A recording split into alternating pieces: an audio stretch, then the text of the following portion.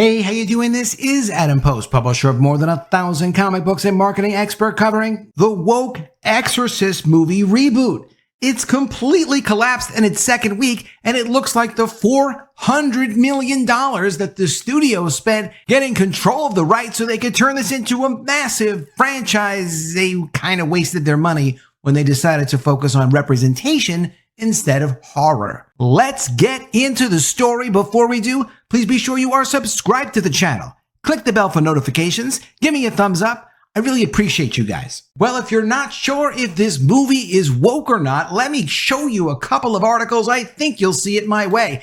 Coming from MsMagazine.com, listen to Black Women, a review of The Exorcist Believer. Also, from Hit Hollywood in Toto, woke Exorcist reboot collapses in second week. And from Bounding Into Comics, one of my favorite websites, The Exorcist Believer insults the original film, blames the damn patriarchy for Chris MacNeil not witnessing Regan's exorcism. Okay, first Bounding Into Comics. In a moment of screenwriting ripped straight from the trash bin of many a college English class, Exorcist Believer has been found to feature a scene wherein returning Chris MacNeil blames the quote, damn patriarchy for the fact that she was barred from witnessing her daughter's exorcism in the series' original film. Helmed by Halloween reboot trilogy and Pineapple Express director David Gordon Green, Believer centers on the story of Angela Fielding and her best friend Catherine, two young girls who find themselves possessed by Lamashtu, an ancient Sumerian demon who specifically preyed upon birthing mothers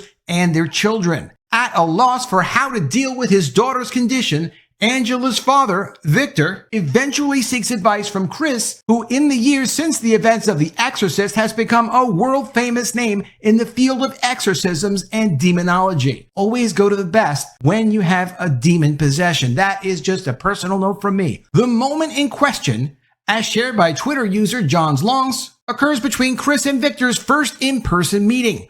Recalling her harrowing experience to the troubled father, Chris reveals to Victor, quote, I never saw The Exorcism. They wouldn't let me. In turn, asked by Victor, why not? Chris asserts, quote, my opinion, because I'm not a member of their damn patriarchy. Yes, I'm a man, and what we try to do is keep women away from our exorcisms because we want to show off our cultural power. Also, you don't want to scare her, I think the main thing is not who witnesses the exorcism. I think it's kind of a need to be in the room type of situation, like need to know. Like when a woman gives birth in a hospital, not everybody's in the room. You kind of need the people in there that you need to be in there. You don't need everybody in there, right? I don't know. We have to try a few exorcisms and then report on them either in the comments or on my channel. Unfortunately for Green, this attempt at grade school level social commentary falls flat when compared against the actual events of The Exorcist. As seen in William Friedkin's horror classic, Chris was never explicitly barred from entering the room in which Regan was being treated,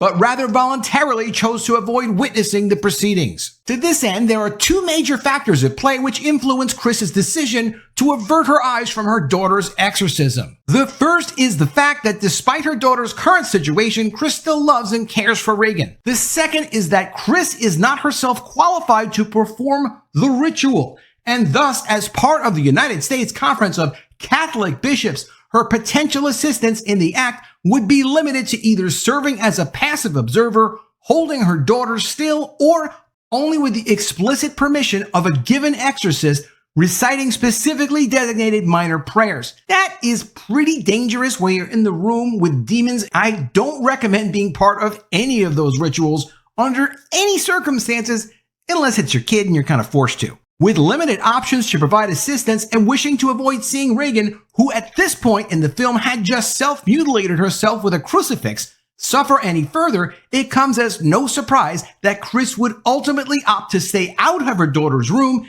in favor of just letting Father Karras, Merrin, and Dyers do their work. Listen, you bring a specialist in for a reason. If you're not needed to be there, there's no reason to be there. The box office is terrible. Of course it should be terrible. It's hard to remake The Exorcist in the first place, but if you put these wonky, inappropriate, woke statements in the middle of these movies, it takes people out of the moment. It takes them out of the suspension of disbelief. You just don't need it in there. And from hit Hollywood in toto, woke Exorcist reboot collapses in second week. Believer fell the most of any top 10 release, outpaced by Saw 10. The Exorcist Believer didn't have a box office prayer without a word-of-mouth comeback. The film earned a respectable $27 million in its opening frame, at least by horror movie standards. However, Universal shelled out $400 million for the Exorcist brand, including a planned trilogy of films and theme park attractions, among other synergy-driven plans. That put pressure on Believer, which brought back series star Ellen Burstyn to the franchise. The film earned withering reviews out of the gate, but horror fans aren't always beholden to critics. The Saw franchise is a prime example. Audiences have mostly ignored film scribes over the past 2 decades, making the low-budget series a perennial winner where it counts: the box office.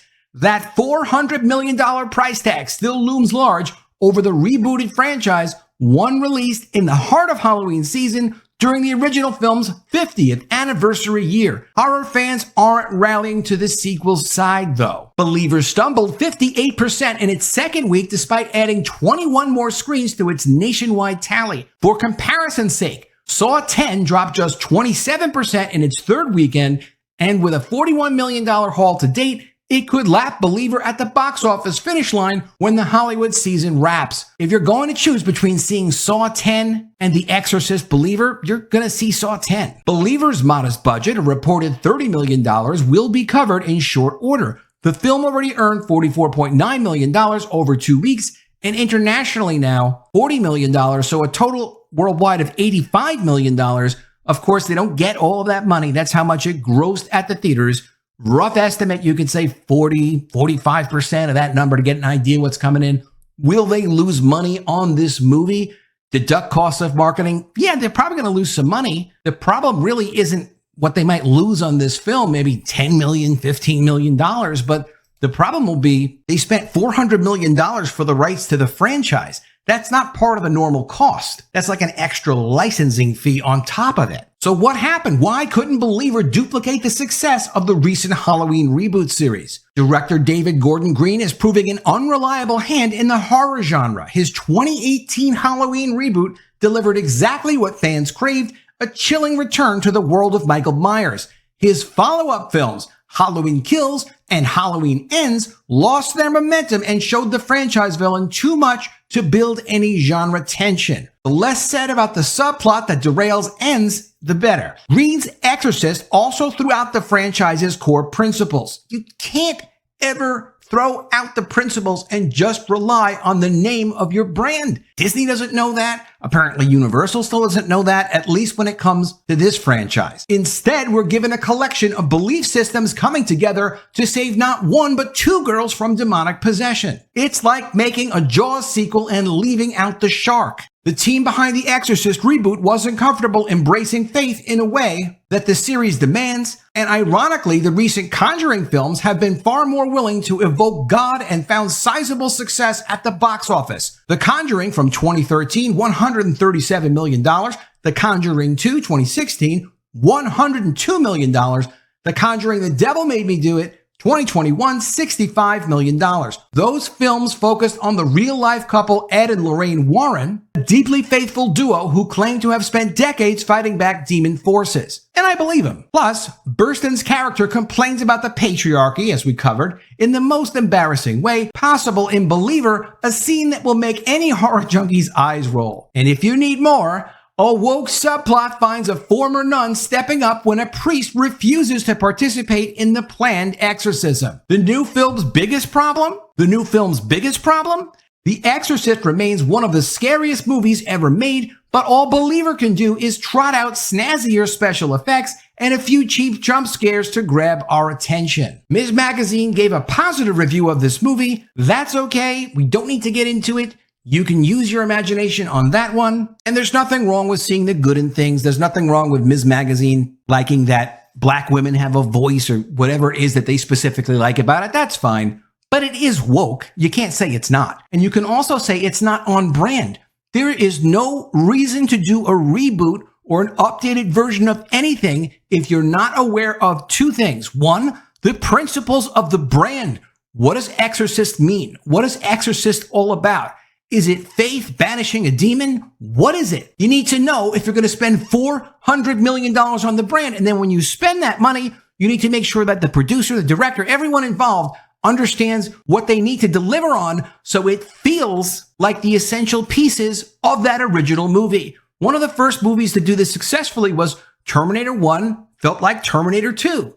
It was a different story, some of the same characters, some new characters, but it was within the Terminator style. It was within the Terminator aesthetic. It made sense as a sequel, and it did very well. The second thing you have to do is respect your genre. There are genre conventions, whether it's horror, science fiction, superhero, romance, whatever it happens to be. There are genre conventions where when you go in to see a movie, you as the viewer know to expect certain things to happen. And they have to be specific to that genre. It doesn't mean you can't mix genres. Very fascinating book called Story by Robert McKee. I really enjoyed it when I first found it. You can Google it on YouTube. I'm sure you see him talking about this concept of genres. But if you go against genre, for example, science fiction is supposed to be a story about the future. If it's not a statement about the future, if it's not a story about the future in some way, then you're completely going against audience expectations and you're going against the grain. So what you do had better invent a new genre. It better be that brilliant or genius. Do you want to be successful or do you want to be the smartest guy on the planet? Just be successful and then reinvent some new genre. Let me know what you think of all this in the comments below. Do you think this was $400 million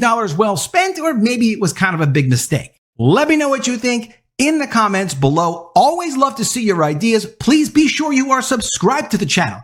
Click the bell for notifications, give me a thumbs up, and I'll see you again soon with another video. And if I don't see you, I will miss you.